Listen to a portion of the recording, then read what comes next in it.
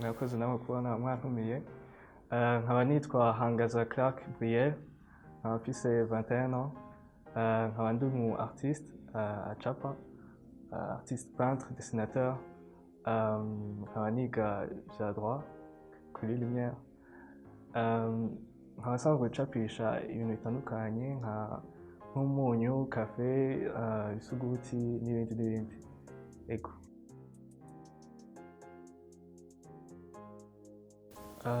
Natanguye gucapa kuva nkiri muto, capa du personnage animé, du moins primaire gutyo onye. Za secondaire ntanguye gucapa abantu nyene ama portrait, hama gutyo buke nza ndi ameliora, ca ntanguye kugira ivyo onye vya speed painting nkoresheje peinture, gutyo onye nza ndakoresha n'ayandi ma format atandukanye, ego n'ibindi bikoresho bitandukanye.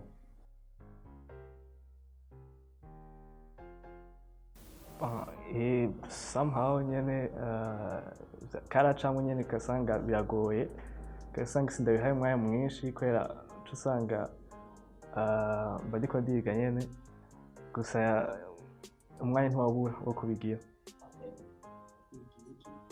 Droit.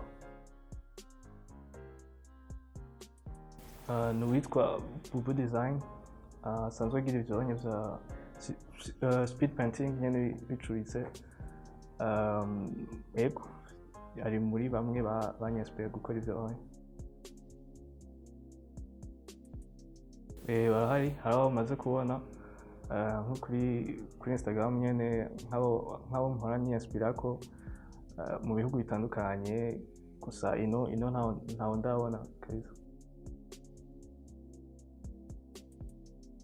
Nubwa si kenshi, gusa bishitse naho nyene nituja en contact comme tel, ni juste remerciement, après bishitse akayi sharinga. Ego ivyo onye.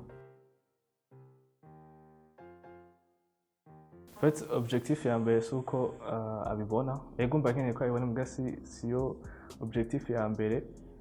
Objectif ya mbere nuko kwanza bikora ko abantu benshi, maze gukora ko abantu benshi jewe umva akazi kaba gaheze, hama ivyo bindi yuko ayibona bica biza mu nyuma.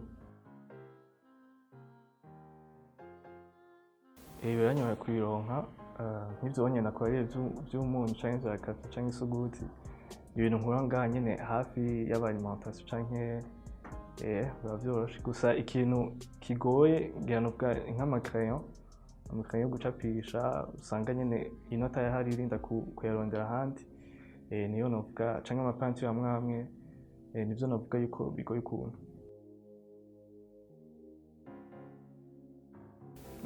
Navyo ndiko ndabirondera, gusa ino malheureusement ntabihari, umva umuntu aca agerageza kuraba kungene nyene yabirondera nyene kundi. Ego.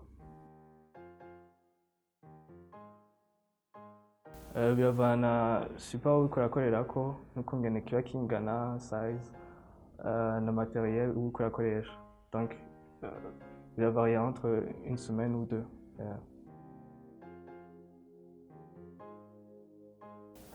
Novuga ni dessin aho yitwa The Lost Man, ni dessin y'umuntu afise amaboko menshi. Iyo onye yafashe hafi ukwezi gutyo onye, ko yari na crayon, umva na forma yari niniya, yari forma A1.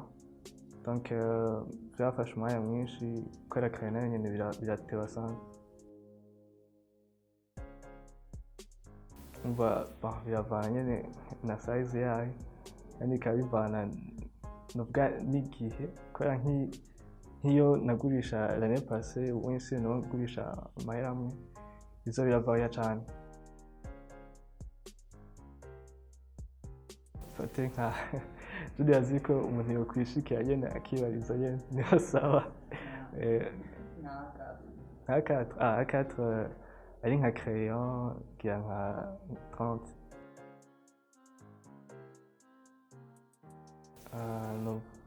Nka 1 mètre kuri 2 mètres, 1 mètre kuri 2 mètres gutyo. Gusa naho nyene bivana n'ibikoresho mba nakoresheje n'iki kugira ufixe prix. Kubera bivanye n'umwanya bigutwara ugerageza gufixa prix ugerageje kuraba effort yagutwaye ibikoresho wakoresheje yego gutyo ukabikuramwo inyungu. Abavyeyi no mu gihe ndabishize nko ku marezo baronka support y'abantu bagufelicita canke bakagupartaja niyo onyene ni support mu zindi yego cane gose ribona mbeshejeho n'uwo mwuga kubera ndafise icizere yuko uzontunga kubera nawe urya atari kenshi babibona gutyo abantu batanabishamwo effort nyinshi gusa yego ndabifisemwo icizere. Gucapa ni art yo kwiexprima biciye mu gushushanya, hariho abigira mu kuririmba naho nyene ni kwiexprima, rero dessin nayo nyene ni art nyene yo kwiexprima biciye mu gushushanya.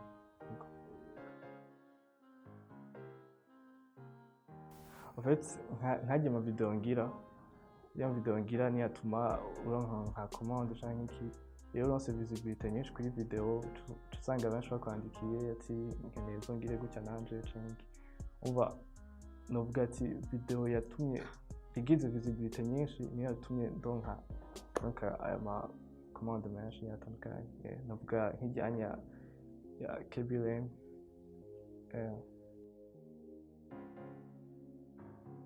Nje kwanza icambere nibona ino hari hashobora kuboneka musée, nkabona amarevo yanje ari kuri musée nyene, apana musée vieux, genre musée nyene yidediye y'ama œuvre artistique,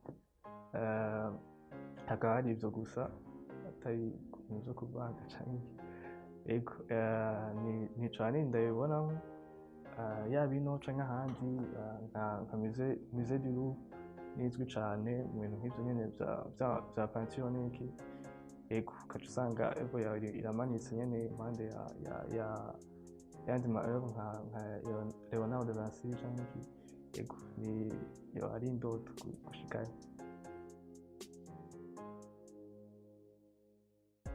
Nabuze uyo Bobo Design nawe urya asanzwe ari umunyafrika akaba azwi cane internationalement, si ibintu bikunzwe kuboneka umuntu w'umuntu ashobora kumenyekanwa nyene international nyene muri dans international. Undi nawe ni Arinze Stanley nawe nyene asanzwe acapa ego nibo babiri novuga abanyaspera cane. Mbona umengo ni ikintu bataratahura cane nkuko vyategerezwa, gusa umuntu ntiyokwidoga dans le sens yuko ahanini twebwe dutegerezwa kugira iyo effort, nta n'umwe dutegerezwa kuraba ati genre ntitubwirizwa kurindira yuko naka azoza kudufasha canke iki, ahanini twebwe nyene twokwiraba nyene tukiteza imbere twe nyene kuko urindiriye abandi ntavyovamwo. Hama ikindi kintu umuntu yoshimira gushika ino saha novuga nti kubona banacigisha dessin muri secondaire gutyo onye naco nyene c'est une bonne chose. Birerekana yuko harimwo n'aka interana gatoya basi karimwo kw'ico kintu bayihamba amasaha abiri canke iki par semaine, naco nyene si gito kuko turavye nk'iyindi myuga ako gaciro ntako bayiha mu mashuri, umva naco nyene ni ciza ego. Akablag kuri mwege gusa je vyarantwengeje iyo umuntu yakomanse kuri video donc nako ndacapa n'iki aca kumanta video ibintu bitajanye nyene kabaza ibintu vyiwe baje nabonye ari aho suje nyene sinatawe igituma yabajije kandi bitajanye n'ivyo nako ndagira rero vyarantwengeje. Nkundondera ushobora kundonka kuri Instagram niyo nkunze gukoresha ego yandikiye ndakwishura. izina ni Clark Briel, Facebook co kimwe hose co kimwe Clark Briel. Murakoze namwe kubona mwantumiyeho.